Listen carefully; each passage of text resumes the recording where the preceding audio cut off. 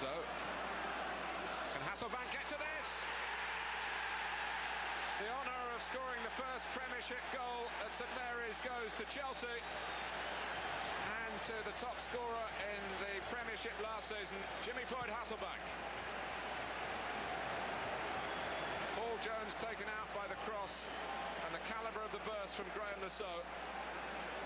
Jones didn't get there, Hasselbank did.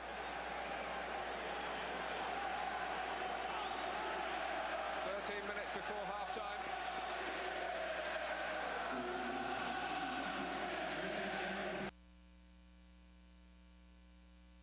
Ducking under the ball.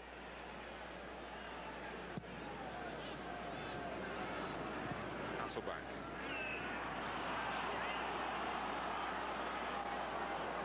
Ripley. Tessa.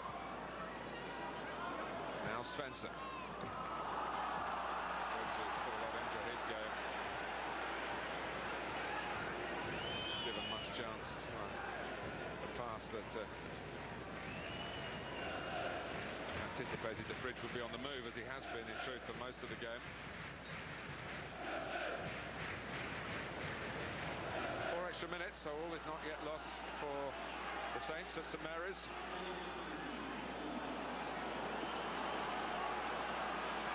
Beattie. Richards has been pushed forward. Davis.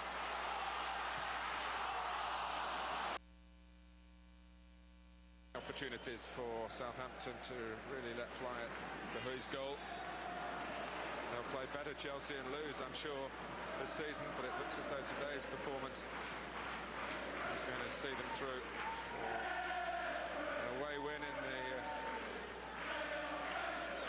early weeks of the campaign, not having to go through all those questions that Claudio Ranieri suffered. When are you going to win an away match? It's March, of course, last time around.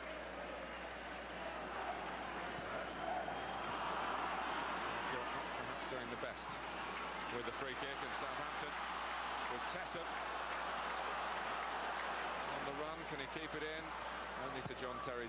Svensson batted into Desai, who just used the pace on the ball to angle it off his chest.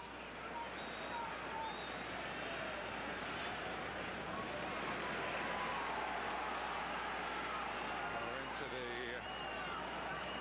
last minute of the 4. David Ellery might add on a bit more if he spotted any time wasting in time added on. Desai. Lundekvam. Richards, auxiliary attacker now, and Elfjot blocked that with the chest. Hasselbank. No need to be gung-ho here, but some of his Chelsea teammates looking at the possibilities, including Lampard. They could almost walk it in here, could Chelsea? Stanic!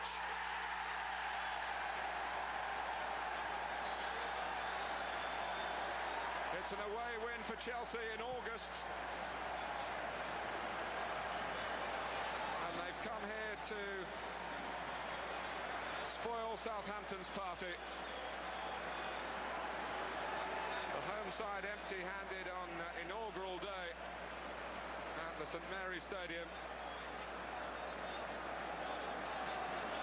And Mario Stanic at the far post wraps up the victory. Hasselbank had a part in it. Lampard's cross. Which was looking the more dangerous in the opening stages. Laurent Robert shooting wildly when a calmer head might have produced a more positive result. At the other end, Sunderland were creating the occasional break, but it amounted to little more than hopeful crosses, which were being dealt with relatively easily. Newcastle's best chance in the early stages came from a nervous-looking Sorensen, but he got away with it. And after half an hour, right against the flow, Sunderland went ahead. A cross finding Kevin Phillips, who makes this sort of conversion look easy. Newcastle was stung by this setback and within 10 minutes had the equaliser. Craig Bellamy on the run. The finish going in off the goalkeeper's hand. Peter Reid tried to regroup his men, but into the second half it was Newcastle who were forcing the play. Reebok Stadium, Well, Bolton started the game well and took the lead when Michael Ricketts scored his third goal in 3 games just before the half-hour mark, heading in a Paul Warhurst centre. The Reds then upped the tempo and should have equalised, but the recalled Robbie Fowler missed the target from 6 yards out. Gary McAllister was then denied a chance to level when Jussi Jääskeläinen parried away this effort on the stroke of half-time. Skipper Fowler was withdrawn from the action with just over an hour gone as boss Gerard Houllier threw Emile Heskey on to partner Michael Owen, and Houllier was rewarded for his substitution when Heskey clinically equalised with his first touch from close range in front of the watching Sven-Göran Eriksson. The England striker was causing all sorts of problems and could have got the winner. Jääskeläinen pulled off another fine save. Had a great game. But it was Bolton who grabbed the winner in the dying moments when their own sub, Dean Holdsworth, scored. Where a moment of silence preceded the match in honor of West Ham goalkeeper coach Les Seeley. Things getting off to a tumultuous start as Winterberg meeting Olivier Decour. This would not deter the Leeds attack, however. The cross comes in. Viduka unable to get the finishing header. And Leeds United, of course, coming off a victory over Arsenal. But West Ham United, they break. Is this a penalty? Penal, no, see. It's Danny Mills. Surprise, surprise. This one, of course, a chance for West Ham to get going. Joe Cole. Well, gets it past Nigel Winterburn, but it will not count. Todorov. What? Why is this disallowed? Interference there? I don't know. West Ham will get the point against Leeds United, which is a good result for them, but still maybe should have gotten the victory. As we go to Villa Park, Darius Vassell had a touch, couldn't control it. Get it wide to Hassan Kashlul. There he is. And here comes the cross. And Vassell made the run and the finish. 4 minutes in, they lead it 1-0. And this, of course, good news for David Platt as he prepares his England under-21 squad for that crucial game against Germany. And one of his star performers, Darius Vassell, taking the cross from the former Southampton man, Hassan Kashlul, and Vassell finishing 4 minutes past kickoff. And you sense an upset in the making. Yes, beating Roy Carroll, the Northern Ireland international. Fabian Barthez injured. Carroll makes a save. Hassan Kashlul. You know John Paul Young. How about John Paul Angel missing that on the far side? What else is new? And then Ruud van Nistelrooy trying to test the wits of Peter Schmeichel. But the former Manchester United keeper coming up roses in minute 90. Yes, Schmeichel was awesome on the day, but he would really face a lot. That's the last thing they want to see. 4 minutes of stoppage time.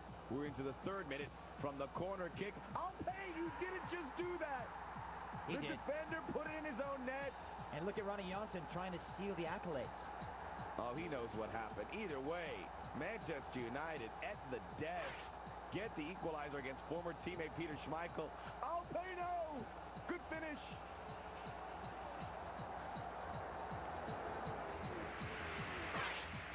To Highbury we go. Leicester City in town, and what a miserable season Peter Taylor's squad is having. What a great season this guy is having. Robert Pires setting it up and playing some good football. Arsenal starting it with Wiltord, finishing off beautifully with the Swede Freddie Ljungberg in minute 17. Great finish by Ljungberg, but as you said, the French national team camp, I should say right now, saying Robert Pires is their best player in the French national squad. There he is again. Look at it come all the way. Pires unselfishly to Wiltord. I got to tell you, you're possibly looking, if Arsenal go the right way as expected, Pires could be an MVP candidate, PFA candidate. Already with 2 assists on the day, finding Ljungberg and his countrymen. Look at this play, though. Starts off with Wiltord, and it finishes off with Wiltord, courtesy of Pires staying onside. Well done by Arsenal. They're playing the football that they are known for, and what an attractive blend of football we saw until the hour mark. Dennis Wise, of course, with Patrick Vieira getting head-to-head. Didn't Sir Alex Ferguson say Dennis Wise would start a fight in an empty house? He did there, going head-to-head with Vieira, and they're both discarded. Come on, boys. But Dennis Wise has every reason to be upset considering his team is awful. Savage commits the foul. He doesn't buy it. Leicester City are reeling. Give the ball to Pires. Why not? Another assist? Well, not quite. It goes to Canucas. Look at the finish by Henry to make it 3-0. Ooh, the jiggle. Yeah, a little a little shimmy, if you will. And Thierry Henry, who was the benefactor on opening day of a lucky placement of a pass, takes advantage yet again, but we'd see more from Arsenal, and the clinic just continued. Not a good day in the Tim Flowers goal for Leicester City. And Kanu, the reserve striker, comes in. His role was in question, and Arsenal walks out 4-0 winners. Who's going to win first, Leicester City or Middlesbrough? Maybe neither of them are ever going to win again. As we move to the Reebok Stadium, Bolton Wanderers 2 for 2 against Liverpool. Look at that ball crossed in. Michael Ricketts has his 3rd goal in as many matches. And Michael Ricketts is at the top of the Premiership scoring leading chart. What a finish by Ricketts. It came from the set piece. Ricardo Gardner gets the ball through to much-traveled Paul Warhurst. Oh, and the finish. Ricketts is on my fantasy league team now. Sure he is. He is. Sure. He is. Watch out for Muppet United. Watch out for this man, Robbie Fowler. Oh, it's a dive. Was there a collision with Jussi Jääskeläinen? And Fowler would get a booking for diving this time. Grant Pole on the scene. And many thought that it was not a dive, and it was a penalty, so Liverpool unlucky this time. They would get a little bit luckier, though, however, in the second half, minute 65, and Jääskeläinen clear off the beaten track of his goal, and the Finn had a good day in goal, read it well, cut it off, but he would be victimized eventually after the substitution of Fowler for, of course, Emil Heskey.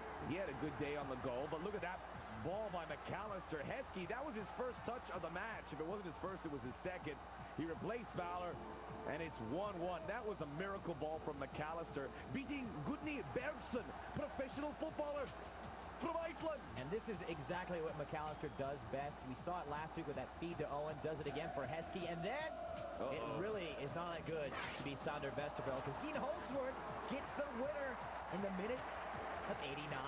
And Sander Westerveld could have saved both balls that were goals, but he didn't, and they lose.